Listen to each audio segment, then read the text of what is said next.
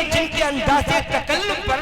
بلاغت جھومتی ہے، جن کے انداز تکلم پر لب اعجاز پر جن کی فصاحت ناز کرتی ہے، لب اعجاز پر جن کی فصاحت ناز کرتی ہے۔ علم و ادب میں جس شخصیت کی بڑی دھوم دھام ہے، علم و ادب میں جس شخصیت کی بڑی دھوم دھام ہے، مہر وفا خلوص کا جو پیش امام ہے، اس ابھرتے ہوئے نوجوان شخصیت اور مقرر کا نام ہے حضرت مولانا یاسر عبدالرحیم فاروقی صاحب۔ مدعوك يا رب العالمين،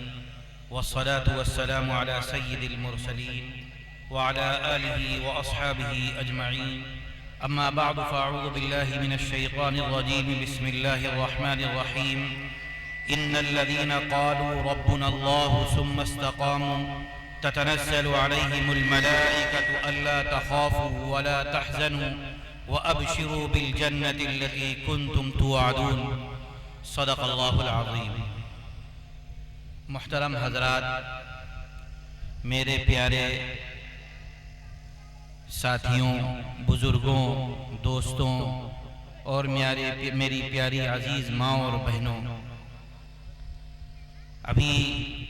قاری شاہ فیصل صاحب نے جو آپ لوگوں کے سامنے تذکرہ کیا ہے والد محترم کے بارے میں، ان کو ہی حقیقت میں یہاں آنا تھا اور انہوں نے وقت بھی دیا تھا کافی دن پہلے، لیکن اللہ کی مشیت اور اللہ کا جو تقدیر میں تھی، مقدر میں تھا کہ والد صاحب کی کچھ روز سے طبیعت ناساز چل رہی تھی۔ ابھی 2-4 روز پہلے کافی ناساز تھی، لیکن 2 دن پہلے ٹھیک ہو گئی تھی، لیکن پھر کل سے زیادہ ناساز ہو گئی، اور اتنی ناساز ہو گئی کہ پیروں میں ورم آ گیا ہے اور کمزوری اتنی آ گئی کہ چل نہیں پا رہے تھے۔ تو انہوں نے معذرت کر لی، میں ہی ان کا فون ریسیو کر رہا تھا بار بار، اور میں معذرت کر رہا تھا ان کی طرف سے، لیکن انہوں نے انجان بن کے، میں انجان بنا ہوا تھا ظاہراً، میں نے اپنا نام بھی نہیں بتایا تھا، تو انہوں نے کہا کہ اگر وہ نہیں آ سکتے ہیں تو مولانا یاسر صاحب آ جائیں۔ بہرحال والد صاحب کا حکم ہوا کہ نہیں تم چلے جاؤ۔ میں آپ لوگوں سے کچھ اور نہیں، بس اتنا کہتا ہوں کہ والد کا سایہ ظاہر سی بات ہے ایک عظیم سایہ ہوتا ہے، اور کافی دنوں سے بیمار چل رہے ہیں، آپ تمام حضرات جانتے بھی ہیں کہ ان کی کیا خدمات ہیں اس شہر کے اندر، اور انہوں نے کیا ہمارے لکھنؤ کو دیا ہے، چاہے وہ کسی بھی صورت میں ہو۔ آج ان کی صحت جو ہے، ان کی راتوں کی مشقتیں، ان کے دن کی بھاگ دوڑ، کھانے کا خیال نہ رکھنا، اپنی صحت کا خیال نہ رکھنا، تو آج ان کی صحت اسی وجہ سے تھوڑی گری ہوئی ہے، کچھ یہ بھی اسباب ہیں، لیکن اتنی باہمت اور بلند حوصلہ شخصیت، میں بیٹا ہوں لیکن ظاہر سی بات ہے آدمی سمجھے گا کہ اپنے باپ کی تعریف کر رہا ہے۔ اتنی باحوصلہ اور بلند شخصیت میں نے بہت کم دیکھی ہے کہ اتنی بیماری کے باوجود بھی اور اتنی تکلیفوں کے باوجود بھی اپنی پروگراموں کو کرنا، حوصلہ بڑھانا، اور اسی طریقے سے جانا، مجلس عمل میں پہنچنا، لوگوں کی حوصلہ افزائی کرنا، اس کے باوجود بھی، بیماری کے باوجود بھی جلسوں کا وقت دے دینا کہ میں آؤں گا انشاءاللہ۔ بس انہوں نے آپ لوگوں کو یہ پیغام دیا ہے اور یہ کہا ہے کہ دعا کرو کہ سلامت رہے میری ہمت، دعا کرو کہ سلامت رہے میری ہمت، یہ ایک چراغ کئی آندھیوں پہ بھاری ہے، لہذا بس آپ لوگ دعا کیجئے، اور دعاؤں کے سہارے سے الحمدللہ بیماری تو بڑی مہلک تھی، لیکن اللہ کے فضل، اس کے کرم سے اس بیماری کو انہوں نے پچھاڑا، اس کو ہرایا، اور اس سے آگے نکل کر کے اللہ نے ان کو صحت عطا کی۔ آپ سب لوگوں کی دعاؤں نے،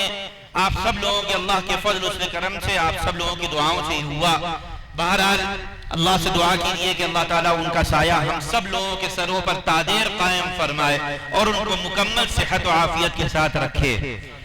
میں نے ابھی آپ حضرات کے سامنے ایک آیت کریمہ تلاوت کی ہے، میں بہت ہی مختصر سا وقت لوں گا، اس لیے کہ مجھے معلوم ہے علماء کرام کی فہرست اس سٹیج کے اوپر کافی لمبی ہے، موجود بھی ہیں اور آئے بھی ہیں ہمارے ساتھ. میں تو تھوڑی دیر کے لیے چند منٹ کے لیے آپ حضرات کے سامنے مخر ہوں، اس کے بعد انشاءاللہ آپ لوگ باضابطہ بیان سنیں گے. میں نے ابھی آپ حضرات کے سامنے ایک آیت کریمہ تلاوت کی ہے، اس میں اللہ رب العزت نے ارشاد فرمایا ہے ان الذین قالوا ربنا اللہ ثم استقاموا،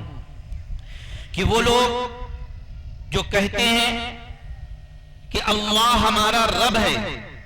اور اس کے بعد اس کے اوپر جم جاتے ہیں. ان الذین قالوا ربنا اللہ، جو کہتے ہیں کہ اللہ ہمارا رب ہے، اس کے اوپر جم جاتے ہیں. ثم استقاموا، پھر اس کے اوپر کیا ہوتے ہیں؟ جم جاتے ہیں. یعنی ان کو بس اللہ کے علاوہ کچھ نہیں دکھتا ہے. ان کا عقیدہ یہ ہوتا ہے کہ جو کچھ بھی کرنے والا ہے میرا مالک کرنے والا ہے، میرا داتا کرنے والا ہے، وہ الہ العالمین کرنے والا ہے. وہ رزق دینے والی اگر کوئی ذات ہے تو وہی ذات ہے، اولاد دینے والی اگر کوئی ذات ہے تو وہی ذات ہے،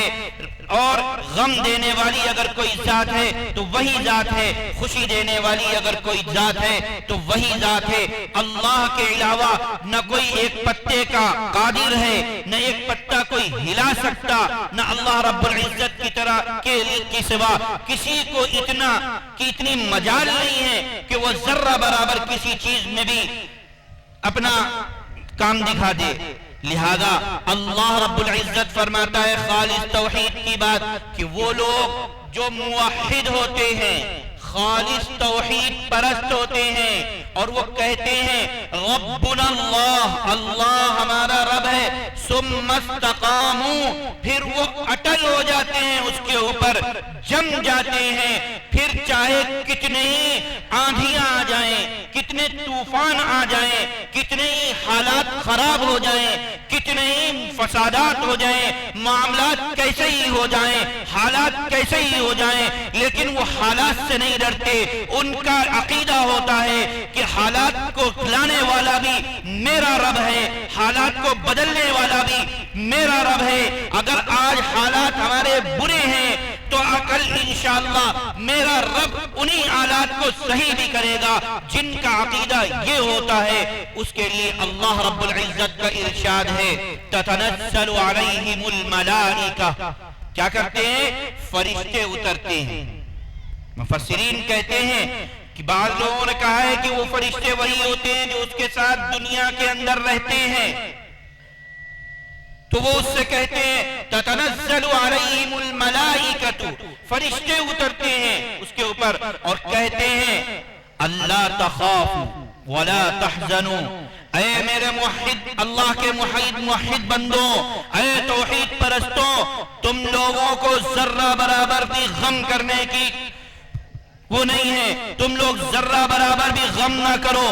تم لوگ ذرہ برابر بھی خوف میں مبتلا نہ ہو، تم لوگ ذرہ برابر بھی کسی ایک چیز سے بھی ڈرنا نہیں ہے. تم لوگوں کو تمہارا رب اللہ ہے، وہی تمہارا رب ہے، وہی سارے حالات کو لانے والا ہے. لہذا تم کسی چیز کا خوف نہ کرو، تم کسی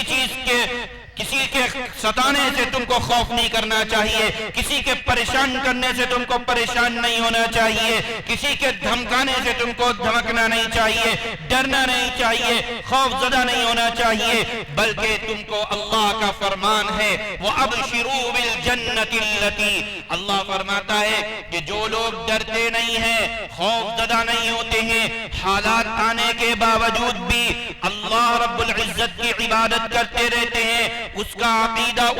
اسی کے اوپر ہوتا ہے اور وہ کہیں اور نہیں جاتے ہیں، نہ کسی باباؤں کے پاس جاتے ہیں، نہ کسی مزاروں کے پاس جاتے ہیں، نہ کسی کلیساؤں میں جاتے ہیں، نہ کہیں جاتے ہیں، بلکہ ان کا عقیدہ یہی ہوتا ہے کہ اللہ ہمارا رب ہے، وہی سب کچھ کرنے والا ہے، اس کے علاوہ کوئی کچھ کرنے والا نہیں ہے. تو پھر اللہ فرماتا ہے کہ میرے ان بندوں سے کہہ دو جنہوں نے مجھے سچا مانا، جنہوں نے مجھے اچھا مانا، جنہوں نے میرے اوپر ایمان لائے، جو لوگ میری راہ میں کٹ گئے، مر گئے، فنا ہو گئے، ان کے اوپر آندھیاں آئیں، ان کو کچلا گیا، دبایا گیا، ستایا گیا، پریشان کیا گیا، لیکن اس کے باوجود بھی ان کا عقیدہ متزلزل نہیں ہوا، وہ کہیں سے بھی ان کے قدم ڈگمگائے نہیں، وہ اپنی جگہ پر استقامت کے پہاڑ بنے کھڑے رہے۔ تو ان کے لیے پھر کہہ دو وَأَبْشِرُوا بِالْجَنَّةِ الَّتِي كُنْتُمْ تُوعَدُونَ، تم کو خوشخبری ہو اس جنت کی جس کا تم سے وعدہ کیا گیا۔ یا اللہ رب العزت ہم سب کے لیے یہ آیت کریمہ ارشاد فرما رہا ہے کہ یاد رکھو، دیکھیے حمیل کی طرح تو تھے، ایک ایسے بھی تو جوان آئے تھے، ایسے بھی تو لوگ آئے تھے جن کا معاملہ کیسا تھا، جو ہماری طرح تو تھے، کھانا پینا ان کا ہماری طرح تھا، سانس ہماری طرح لیتے تھے، وہ بھی ایک انسان تھے، انہوں نے بھی شادیاں کی، انہوں نے بھی معاشرت کی، انہوں نے بھی زندگی گزاری، وہ بھی دنیا کے اندر رہے، ان کے بھی رشتہ دار تھے، ان کے بھی اقربا تھے، ان کی بھی دوست یار تھے، لیکن جب اللہ کے رسول صلی اللہ علیہ وسلم نے توحید کی دعوت دی اور اللہ رب العزت کا پیغام سنایا تو وہ لوگ اللہ کے اوپر ایمان لے آئے، پھر ایسا ایمان لائے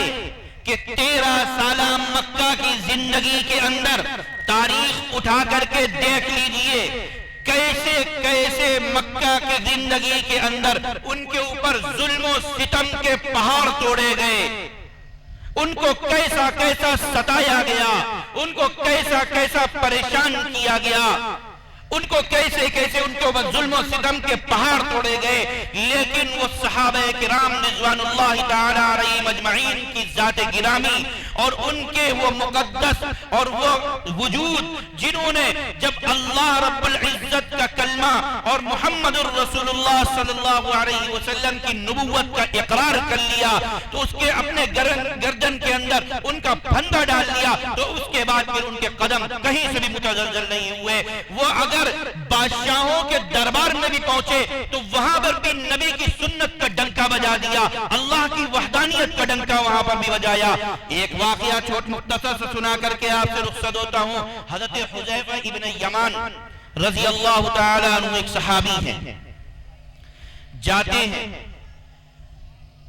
دربار میں، کفار کے دربار میں پہنچتے ہیں۔ وہاں کا طریقہ یہ تھا، وہاں کا طریقہ بڑا نرالا تھا، لوگ آتے تھے، باقاعدہ فرشی سلام کرتے تھے، نیچے بیٹھتے تھے، سارے معاملات ہوتے تھے۔ حضرت حذیفہ ابن یمان پہنچے وہاں پر، حضرت حذیفہ ابن یمان رضی اللہ تعالیٰ عنہ جب پہنچے تو وہاں کھانا لگایا گیا، کھانا لگایا گیا جب تو کھانا کھانے لگے، ضیافت کی، بھائی ظاہر سی بات ہے جہاں کہیں بھی آدمی جاتا ہے تو کھانا وانا کھلایا جاتا ہے، ضیافت کی جاتی ہے۔ انہوں نے بھی، کفار نے بھی اللہ کے رسول کے اس صحابی کی ضیافت کی، کھانا کھلانے کے لیے بیٹھایا، کھانا کھانے لگے، کھانا کھاتے کھاتے ایک لقمہ زمین کے اوپر گر گیا۔ جب لقمہ زمین کے اوپر گرا انہوں نے فوراً اس لقمے کو اٹھایا، ابھی اٹھایا ہی تھا، برابر میں ایک ساتھی بیٹھے ہوئے تھے، انہوں نے ہلکے سے کونی ماری اور کہا کہ حذیفہ یہ کیا کر رہے ہو، یہ تم کس کے دربار میں، سردار کے دربار میں بیٹھے ہوئے ہو، تم رسول اللہ کے قاصد بن کر کے آئے ہوئے ہو، تم اتنے مکے مدینے والے کے تم قاصد بن کر کے آئے ہو، تمہارے بارے میں وہ یہ دیکھیں گے کہ یہ لقمہ زمین سے اٹھا کر کے اٹھا رہا ہے، کھانا زمین سے اٹھا رہا ہے، وہ یہ سمجھیں گے کہ یہ کیسے لوگ ہیں جو کھانے کے اوپر کھانے کے اوپر مر رہے ہیں، تھوڑے تھوڑے کھانے کے اوپر گرے جا رہے ہیں، تھوڑے تھوڑے کھانے کے اوپر یہ لوگ وہ کرے دے رہے ہیں، اتنی ان کی نیت خراب ہے، لہذا تم حذیفہ یہ کیا کر رہے ہو، یہاں یہ سب چھوڑ دو، یہاں لقمہ گرا دو۔ اتنا کہنا تھا، حضرت حذیفہ ابن یمان کی پیشانی کے اوپر بل پڑ گئے اور کہنے لگے اَأَتْرُكُ سُنَّتَ حَبِيبِي لِهَٰؤُلَاءِ الْحُمَقَاءِ، کیا میں اپنے حبیب کی سنت کو ان حمقاء کے سامنے چھوڑ دوں، ان حمقاء کے لیے، ان بے وقوفوں کے لیے اپنے حبیب کی سنت کو چھوڑ دوں گا؟ یہ مجھ سے نہیں ہو سکے گا، بات ہوگی تو ہو، کلام ہو تو ہو، ملاقات ہو تو ہو، لیکن چاہے بھاڑ میں جائے، اگر میرے نبی کی سنت کو پامال ہوگا ہوئے گی، میں اپنے نبی کی سنت کو یہاں پر ادا کروں گا، اگر نہیں ہوتی ہے تو میں ان کی بات کو اپنی ٹھوکر برکھ کے اڑا دیتا ہوں۔ یہ نبی کے دربار، یہ بادشاہوں کے دربار میں، کفار کے دربار میں بیٹھ کر کے یہ نبی کے جانشین ان کے سامنے بیٹھ کر کے یہ جملے کر رہے ہیں. کیوں کہہ رہے ہیں؟ اس لیے کہہ رہے ہیں کہ یہ نبی نے ان کو توحید کی بھٹی کے اوپر پکایا تھا. ان کو اس طریقے سے بالکل صحیح طریقے سے ان کو پختہ کر دیا تھا کہ ذرا سے بھی حالات کیسے بھی آ جائیں، معاملات کیسے بھی آ جائیں، ان کے عقیدے ڈگمگاتے نہیں تھے، وہ اپنی جگہ پر اٹل رہتے تھے. لہذا میرے بھائی، ہمارا عقیدہ یہ ہونا چاہیے کہ ہم اپنے رب کے اوپر بھروسہ کریں. ہم اپنے رب کی جس لیے اس کائنات کے اندر ہم کو بھیجا گیا ہے، ہم اس مقصد کو سمجھیں. ہم کو معلوم ہونا چاہیے کہ مقصد کیا ہے. لہذا ہم لوگوں کو اپنے نبی کریم صلی اللہ علیہ وسلم کی بتائی ہوئی سنتوں پر اور اپنے رب کے دین کے اوپر عمل کرنا چاہیے. ہم لوگ جس طریقے سے کام کر رہے ہیں، اس طریقے سے ہمیں پریشانیاں آ رہی ہیں، یہ سب سمجھ لیجئے کہ یہ سب ہماری وجہ سے ہو رہی ہیں. ہم لوگ کر رہے ہیں اپنے کام، ہمارے معاملات اتنے خراب ہو گئے ہیں. لہذا اللہ کے رسول صلی اللہ علیہ وسلم اور ان کے صحابہ کرام رضوان اللہ تعالی علیہم اجمعین نے کیسی کیسی قربانیاں دی ہیں، کیسے کیسے معاملات کیے، ان کے سامنے کیسے کیسے حالات آئے، ان کو بند کر دیا گیا، ان کو لٹایا گیا، تپتے ہوئے دھوپ میں ان کو گھسیٹا گیا، ان کے ساتھ معاملات کیے گئے. لیکن ان کے زبانوں کے اوپر یہی معاملات رہتے تھے کہ بس اللہ رب العزت کی حمد رہتی تھی اور نبی کی ثنا رہتی تھی. لہذا اس کے علاوہ ان کی زبانوں کے اوپر کچھ نہیں رہتا تھا. میرے بھائی، میں آپ لوگوں کو یہی میسج دینا چاہتا ہوں، آج کے جلسے سے یہ پیغام دینا چاہتا ہوں کہ ہم لوگوں کو اپنی بے راہ روی کو چھوڑنا پڑے گا. ہم لوگوں کو اپنا محاسبہ کرنا پڑے گا اور اپنے عقیدے کو ہم کو مضبوط کرنا پڑے گا. اور ہم یہ سمجھنے کے لیے ہم یہاں آئے ہیں کہ اللہ ہمارا رب ہے. میں نے آپ کو بتایا کہ اللہ ہمارا رب ہے، اس کے علاوہ کوئی بھی ایک پتے کو ہلا نہیں سکتا. ہم جب اپنے رب کے اوپر بھروسہ کر لیں گے، ہماری دعاؤں کو قبول کرنے والا وہی رب ہے، ہمارے معاملات کو سننے والا، ہم کو خوشی دینے والا، غم دینے والا، اولاد دینے والا، رزق دینے والا، صحت دینے والا، بیماری دینے والا. اگر ہم یہ سمجھ لیں گے کہ ہمارا رب ہے، اللہ ہے، اللہ ہے، اللہ ہے، اس کے علاوہ کوئی نہیں ہے، جب ہمارا عقیدہ یہ ہو جائے گا تو انشاءاللہ العزیز ہماری ساری پریشانیاں ہماری ٹھوکروں کی دھول بن جائیں گی اور ہمارا معاملہ بہت اچھا ہو جائے گا. اللہ رب العزت ہم سب کو کہنے سننے سے زیادہ عمل کرنے کی توفیق عطا فرمائے. وآخر دعوانا الحمدللہ رب العالمین.